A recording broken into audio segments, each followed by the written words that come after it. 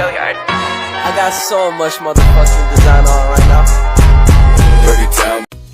Assalamualaikum warahmatullahi wabarakatuh. Halo semuanya, kembali lagi bersama saya, yaitu Dea Nopta Ramadeni, NPM A1G022116 dari kelas 1C Program Studi Pendidikan Guru Sekolah Dasar Fakultas Keguruan dan Ilmu Pendidikan Universitas Bengkulu.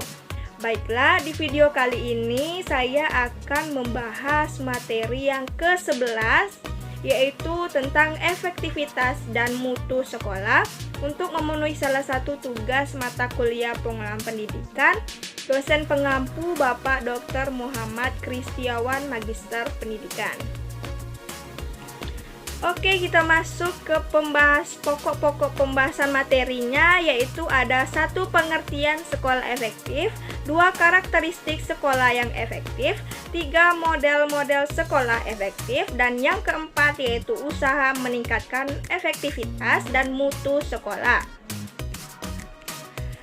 Sebelum masuk ke pembahasan, ada yang mau dia tanya nih. Ada yang sudah tahu apa itu efektivitas mutu sekolah? Kalau belum, yuk kita bahas sama-sama. Oke, efektivitas sekolah menunjukkan adanya proses rekayasaan berbagai sumber dan metode yang diarahkan pada terjadinya pembelajaran di sekolah secara optimal.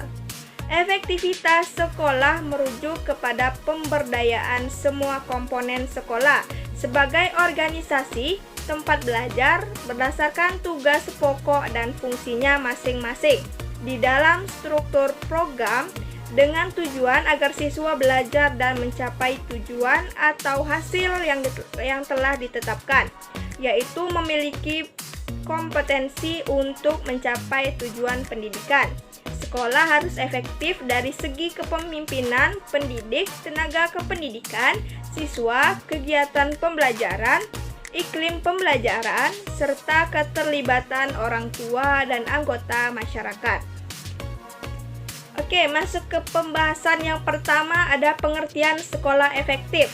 Menurut Taylor et al. Tahun 1991, sekolah efektif adalah sekolah yang mengorganisasikan dan memanfaatkan semua sumber daya yang dimiliki oleh sekolah untuk menjamin semua siswa, atau tanpa memandang rasa, jenis kelamin maupun status sosial ekonomi, bisa mempelajari kurikulum yang esensial di sekolah. Supardi tahun 2013, sekolah efektif adalah sekolah yang memiliki kemampuan memberdayakan setiap komponen penting sekolah, baik secara internal maupun eksternal, serta memiliki sistem pengelolaan yang baik, transparan, dan akuntabel dalam rangka mencapai tujuan visi misi sekolah secara efektif dan efisien. Pembahasan yang kedua ada karakteristik sekolah yang efektif. Menurut Mortimer tahun 1991, sekolah efektif dicirikan sebagai berikut. 1. Sekolah memiliki visi dan misi yang jelas dan dijalankan dengan konsisten. 2. Lingkungan sekolah yang baik dan adanya disiplin serta keteraturan di kalangan pelajar dan staf.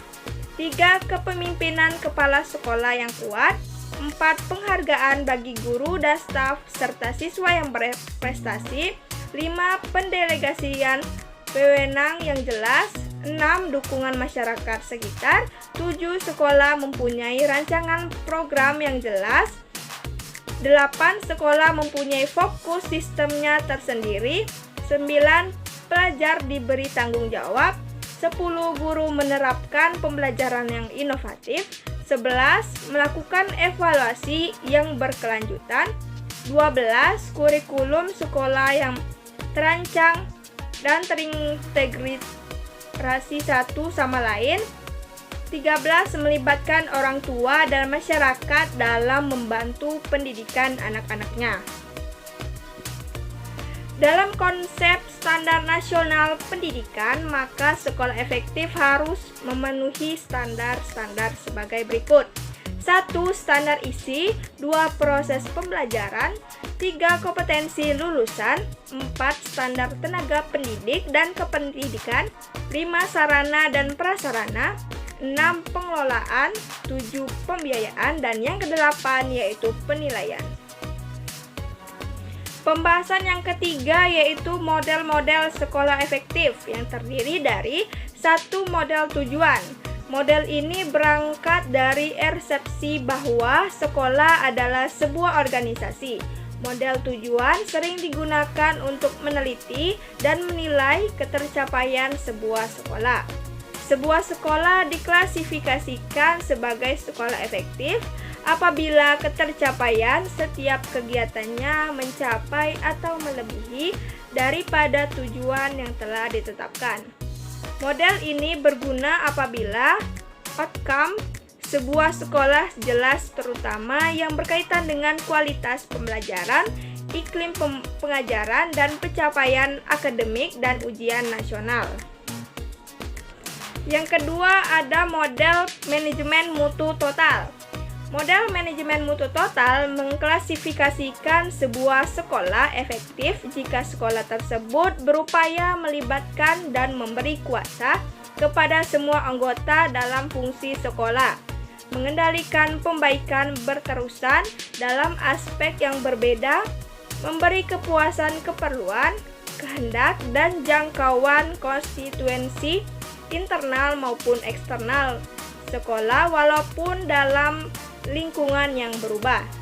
Dalam manajemen mutu total, dasar penilaian efektivitas sekolah meliputi kepemimpinan manajemen, sumber daya manusia, manajemen proses, penerangan dan analisis, perencanaan, keputusan pencapaian pelajar, serta dampak kepada masyarakat. Yang ketiga ada model proses. Berdasarkan model proses, sebuah sekolah efektif sekiranya fungsi dalam sekolah tersebut dalam keadaan terurus, efisien, dan aman. Model ini menekankan pada aktivitas-aktivitas yang dijalankan sebagai kriteria penting efektivitas sebuah sekolah. Kriteria yang sering digunakan adalah kepemimpinan, komunikasi, keikutsertaan, kerjasama, penyesuaian, perencanaan, pengambilan keputusan, interaksi sosial, budaya sekolah, kaidah mengajar, manajemen kelas, dan strategi pengajaran. Baiklah, kita masuk ke pembahasan yang terakhir yaitu usaha meningkatkan efektivitas dan mutu sekolah. Menurut Daryanto tahun 2006 bahwa usaha untuk meningkatkan efektivitas dan mutu sekolah dapat dilakukan dengan cara sebagai berikut. A. School review merupakan suatu proses di mana seluruh komponen sekolah bekerja sama, khususnya dengan orang tua dan tenaga profesional untuk mengevaluasi dan menilai efektivitas sekolah serta mutu lulusan. 2. Benchmarking merupakan suatu kegiatan untuk menetapkan target yang akan dicapai dalam periode tertentu. 3. Quality assurance merupakan cara untuk menentukan bahwa proses pendidikan telah berlangsung sebagaimana mestinya. Informasi yang dihasilkan akan menjadi umpan balik bagi sekolah dan memberikan jaminan bagi orang tua bahwa sekolah senantiasa memberikan pelayanan terbaik. D. Quality control merupakan suatu sistem untuk mendeteksi terjadinya penyimpangan kualitas output yang tidak sesuai dengan standar. Baiklah, mungkin itu saja pembahasan materi dari saya. Lebih dari kurangnya saya mohon maaf. Wassalamualaikum warahmatullahi wabarakatuh. Terima kasih semuanya. Sampai jumpa di video selanjutnya. Bye-bye.